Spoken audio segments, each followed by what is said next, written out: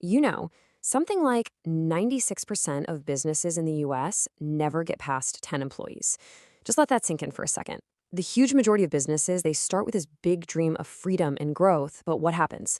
They end up as a glorified, super high stress job for the person who owns it. So why? Well, it's not about a lack of passion, and it's definitely not about a lack of skill. Today, we're going to dig into the real reason, this fundamental psychological trap that keeps businesses small, and we're drawing from some of the most important business books ever written. This quote from Michael Gerber's classic, The E-Myth Revisited, is just brutally honest. Small businesses in the United States simply do not work. The people who own them do. Wow. I mean, if you've ever felt like you own a job, not an actual business, that probably hits you right where you live. It just perfectly captures the core problem that we're going to dissect today. So let's make this personal for a minute. Does your business absolutely depend on you showing up every single day? Making the product, answering the phones, putting out all the fires. If you feel trapped, you are so not alone. And that feeling, it isn't a sign that you're failing. Nope, it's a symptom of a really deep structural flaw that we're about to uncover. All right, here's our roadmap for this. First, we're going to expose what's called the entrepreneurial myth. This is the core misunderstanding that gets everything started on the wrong foot. Then, we'll dive right into the technician's trap to see exactly why businesses get stuck. After that, we'll talk about the critical mindset shift from operator to owner. And finally, we're going to get practical with a framework for building your business machine. Okay, part one. We have to start by just tearing down this really powerful and, frankly, misleading story, the myth of the heroic founder. We've got this romantic idea about who starts a business, and as Michael Gerber points out, that romantic idea is exactly where all the trouble begins. So the E-myth, it isn't that being an entrepreneur is a myth. Not at all. It's that most people who start small businesses are not actually entrepreneurs. They're what we call technicians, people who are amazing at a specific skill, like baking or coding or graphic design. They suffer from what Gerber so brilliantly calls an entrepreneurial seizure. You know that moment? It's when they get totally fed up with their boss and think, heck, I can do this so much better myself. And that seizure, it leads directly to this, the fatal assumption. This is the belief that if you understand the technical work of a business, you automatically know how to run the business itself. So, the master baker assumes that because she makes incredible bread, she can run a successful bakery. But look, baking bread and running a business that sells bread are two completely different worlds. One is a craft, the other involves marketing, sales, finance, systems, management, the whole shebang. This is the single biggest mistake a founder can possibly make.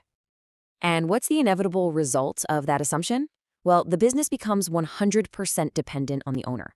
Instead of building a system that works for them, they accidentally create a place where they have to do all the work. The very business that was supposed to create freedom becomes a prison of their own design.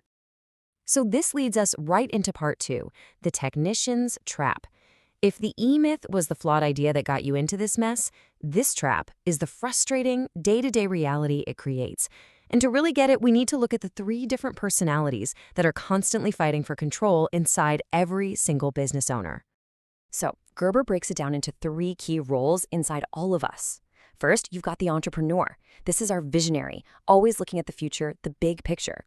Then you have the manager. This is the pragmatist who loves order and builds systems. And finally, there's the technician, the doer, the craftsperson who just loves getting their hands dirty and doing the actual work.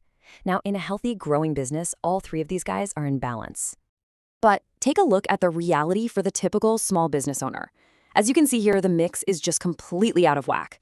It's something like 70% technician, 20% manager, and just a tiny little 10% entrepreneur. The doer is running the whole show, while the visionary is basically tied up in the back seat. This imbalance right here, that is the root cause of stagnation. The business just can't grow beyond what the owner can physically do by themselves. And this slide just illustrates that internal conflict perfectly. The technician's view is totally tactical, it's bottom up, it's focused on the work that needs to get done right now. A customer is often just another task, another problem to be solved. But the entrepreneur's view, it's strategic, it's top down. They see the entire business as the real product. And every customer is an opportunity to make that product better. When the technician is in charge, the business can never, ever be more than just the sum of its daily tasks. This brings us to what we can call the owner's comfort zone. It's like an invisible ceiling on your growth.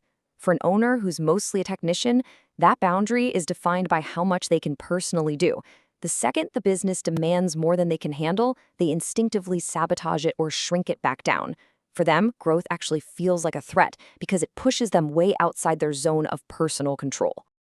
So, how in the world do you break out of this trap? Well, that brings us to part 3, and this is the critical turning point. The solution is not to work longer hours or to just hustle harder. It's to fundamentally change how you work by making this massive mental leap from being an operator to becoming a true owner. This distinction you see here on the slide, it's everything. Working in the business means you're doing the technical stuff. You're basically your own best employee. But working on the business, that means you step back. You become the architect. You design the systems and the strategy. It's a huge shift from focusing on today's tasks to focusing on building the company that will handle those tasks long into the future. This right here becomes your new prime directive. Your job is no longer to be the best baker in town. Your new job is to design a business that bakes the best bread consistently, predictably, all without your hands ever touching the dough. The business itself, that becomes the masterpiece you're creating. Now, Gerber's brilliant solution for this is what he calls the franchise prototype mindset. You have to act as if you are going to franchise your business, even if you have zero intention of ever doing it. Why? Because it forces you to create systems that are so clear, so robust, that anyone could buy your franchise, follow your operations manual, and produce the exact same excellent results. It all leads to the ultimate goal, a business where the system runs the business and the people simply run the system. Okay, let's get super practical in our final section, building your machine. How do you actually do this? Well, this is where we combine the profound diagnosis from the E-Myth with the tactical step-by-step playbook from another fantastic book, Built to Sell. Think about it like this. The E-Myth is the doctor who gives you that life-changing diagnosis. It tells you why you're stuck and the massive mindset shift you need to make. Then, Built to Sell by John Warlow, that's like the specialist who gives you the actual treatment plan, a really practical, step-by-step process for turning your owner-dependent service business into a scalable, independent asset. The core strategy from Built to Sell is all about productizing your service. You have to stop offering custom, bespoke solutions for every single client, because that's what keeps you trapped. Instead, you create a standardized, well-defined offering that is teachable, repeatable, and scalable. This is the tangible, real-world way you build your franchise prototype. And it really just boils down to this 3-step plan. First, productize. Turn your expertise into a scalable, repeatable package. Second, document. You've got to create the operating manual for your business, the how-to guide for literally every task. And third, delegate. Hand over the execution of the system to your team. Your job now is to manage the system, not micromanage the people. And that third step, it requires this absolutely critical distinction. Most technicians, they fall into the trap of management by abdication. They just dump tasks on people. Here, you do this, I'm busy, and hope for the best. Of course, that leads to inconsistent results. True management by delegation isn't about handing over tasks.